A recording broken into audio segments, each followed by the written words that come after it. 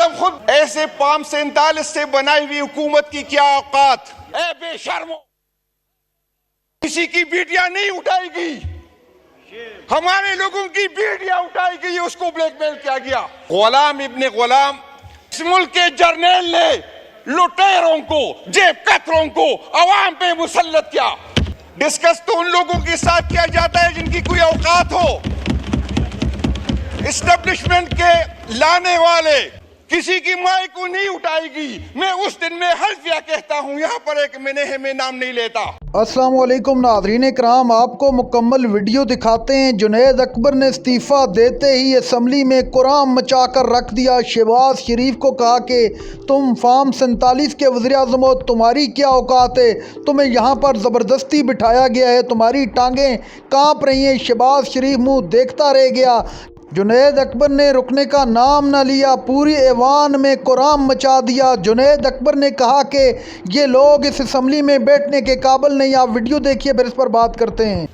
People party वालों की मजबूरी है, इसको ज़बरदस्ती इत्तेहादी बना दिया गया है। सब रो रहे, सब एहतजाज कर रहे, लेकिन जिस तरह डॉक्टर साहब ने फरमाया, मैं भी आपसे कहता हूं कि ये जो भी कहे लेकिन वोट ये देंगे, क्योंकि ये सारे इनका रिज़्क़ जी है इस असम्बली से चलता है, इनका रोजगार ही यही है।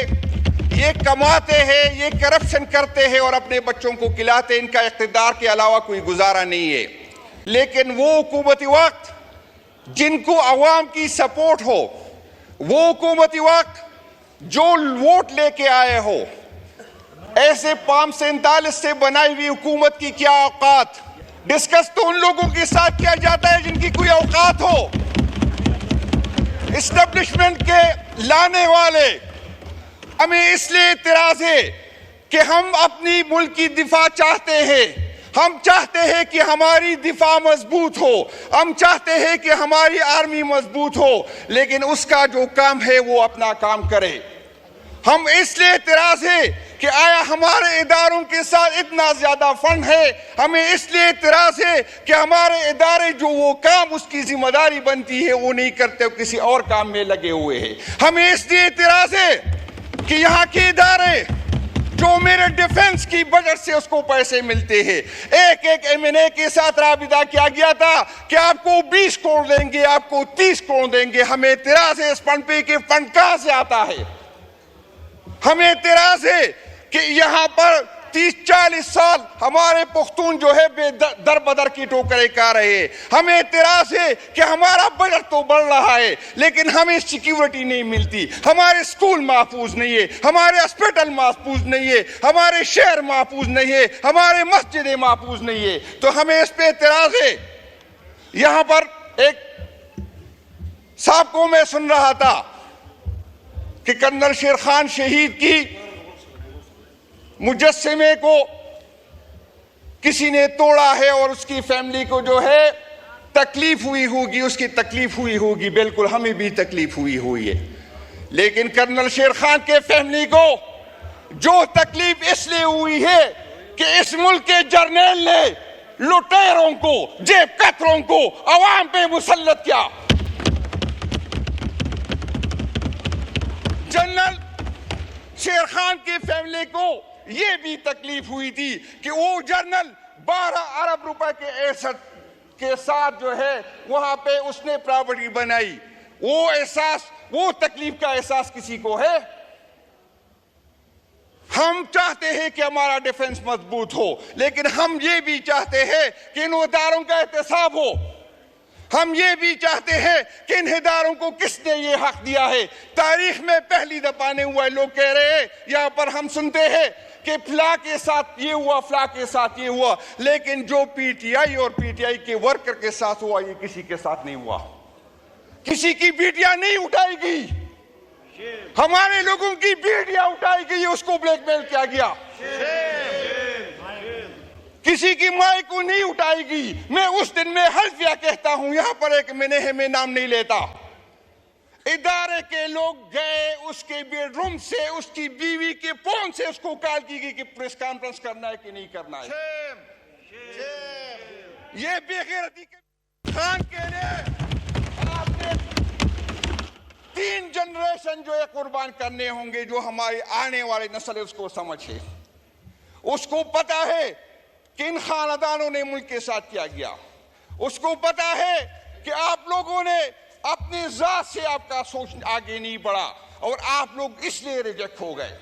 हमें यहां बैठे हुए लोग हमें अखलाकियात की दर्स रहते हैं। ए बेशर्मो, डिप्टी स्पीकर साहब, यहां पर अगर इदारे अपना डिफेंस मिनिस्टर खुद बना के ले आए फॉर्म 47 के जरिए, अगर यहां इदारे अपना वजीर आजम खुद बना के लेके आए, अगर यहां इदारे हुकूमत खुद बना के आए, तो फिर हमने क्या करना है? फिर इदारे फैसला करे कि कौन वजीर आजम होगा, फिर इदारे फैसला करे कि किसने इलेक्शन लड़ना है, किसने इलेक्शन नहीं लड़ना।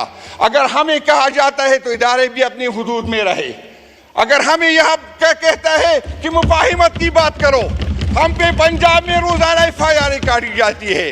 हम जब एक्टिविटी, पॉलिटिकल एक्टिविटी करते हैं हमें इजाजत नहीं मिलती। हम जब जमहूरियत की बात करते हैं लेकिन हमें स्पेस नहीं मिलता। हम सिंध में एक्टिविटी नहीं कर सकते, हम बलूचिस्तान में नहीं कर सकते। मेरी जमीन के फैसले यहाँ पर होते हैं जिनको पता नहीं होता, जिनको अवाम का पता नहीं, जिनको हमारे मसलों का पता नहीं। और अजीब बात और मैं बता दूं कि जहां पर वसाइल है तो वहां अमन व अमान का मसला है। जनाब मैक्सिमम मेंबर्स तभी बोल सकेंगे जब आप थोड़ा वक्त की पाबंदी करेंगे। जनाब डिप्टी स्पीकर साहब, हम न किसी ऑपरेशन का हिस्सा बनेंगे और न किसी को इजाजत दे देंगे कि हमारी जमीन पे एक ऑपरेशन करे। आखिर में मैं मलाकन डिवीजन की बात करता हूं। मलाकन डिवीजन टैक्स एग्जाम एरिया है। हम भी चाहते हैं कि हम कंट्रीब्यूट करें, हम भी चाहते हैं कि हम अपने मुल्क में हिस्सा डालें। लेकिन सिर्फ आपको बताऊं, मलाकन और फाटा में, पाटा और फाटा में जहां पर लिटरेसी 54% है सारे की PK में, तो फाटा में 17% है। जहां फीमेल लिटरेसी 32% है तो फाटा में 7% है। जहां डॉक्टर वाइंड अप करें, एक डॉक्टर 1300 मरीजों पे सारे की PK में है तो पाटा में 8000 पे एक मरीजों पे है।